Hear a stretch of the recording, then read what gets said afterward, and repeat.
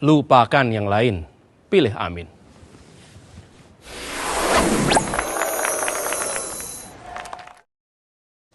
Pak Gibran ini telah berhasil menjadi wali kota sekaligus pengusaha yang sukses.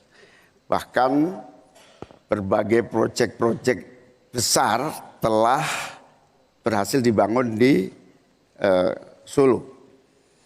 Ini menjadi prestasi, tetapi kita ingin prestasi ini ditularkan kepada yang lain. Saya ingin Pak Gibran menyampaikan tips and tricks agar bupati, wali kota, dan pemerintah daerah yang lain bisa belajar agar proyek-proyek besar bisa dimasukkan di kota Solo. Bagaimana caranya ini? Tenang. Itu. Cukup? Cukup. Baik. Cukup. Silahkan waktu Anda. Pak Gibran, waktu Anda 2 menit untuk menanggapi. Baik, Gus Muhaimin, saya jelaskan ya. Sekarang Indonesia itu sudah memulai yang namanya pemerataan pembangunan. Yang dibangun bukan hanya Solo saja. 53% investasi kita sudah ada di luar Jawa. Kalau kita pengen fair ya Gus,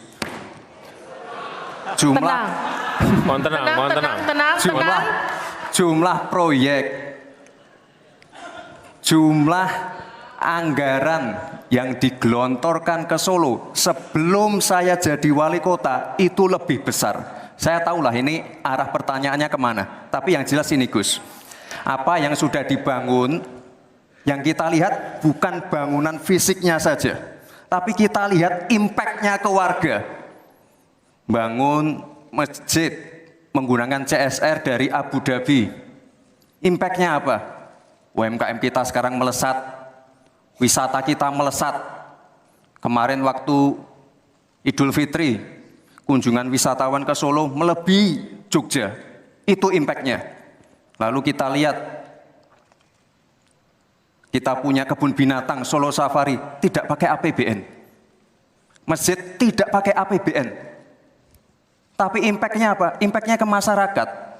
Jadi yang kita lihat ini Gus, tidak perlu tendensius seperti itu. Kita lihat impact-nya ke warga seperti apa? UMKM meningkat, kesejahteraan meningkat, lapangan pekerjaan terbuka. Itu yang kita lihat Gus. Jadi tidak melihat, oh ini dianak emaskan. Enggak. Pemerataan pembangunan itu sudah terjadi di mana-mana, bukan hanya di Solo. Dan itu fakta loh Gus. Proyek di Solo sebelum saya menjabat itu lebih banyak. Fakta itu. Terima kasih. Harap tenang, kita akan lanjutkan. Masih lanjut ini. Silakan Pak Muhaimin untuk menanggapi, waktunya 1 menit. Ya, yang saya tanyakan belum dijawab. Tenang. Saya itu tanya tips and triknya agar investasi ataupun proyek-proyek besar bisa di sana. Sebab saya lihat itu ada 32 proyek pemerintahan pusat, ada juga berbagai program-program yang luar biasa, patut kita banggakan. Dibandingkan dengan misalnya Kota Madiun yang hanya 11%, Cirebon hanya 7%, Tasikmalaya. Kita ingin triknya apa? Sehingga akses pendanaan pembangunan itu bisa bersifat adil dan merata. Bukan hanya di satu kota, tapi berada di seluruh.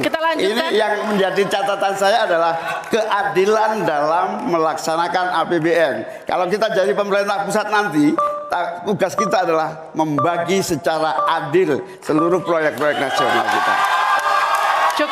Cukup. Silakan Pak Gibran untuk menanggapi. Waktunya 1 menit, silakan. Mohon tenang. Baik Gus, saya jawab lagi. Sebelum ada proyek dari pusat masuk, kita ya, para wali kota ya, harus menyiapkan yang namanya readiness kriteria. Kalau nggak ada itu, nggak mungkin proyek itu masuk.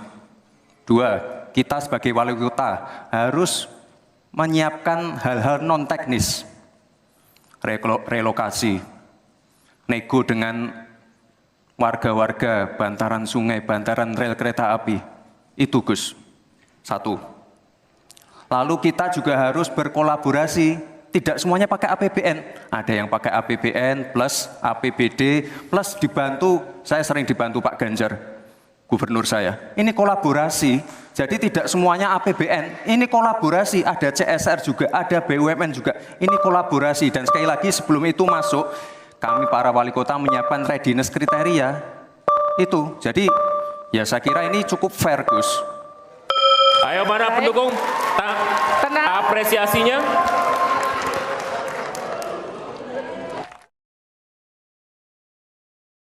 Lupakan yang lain, pilih Amin.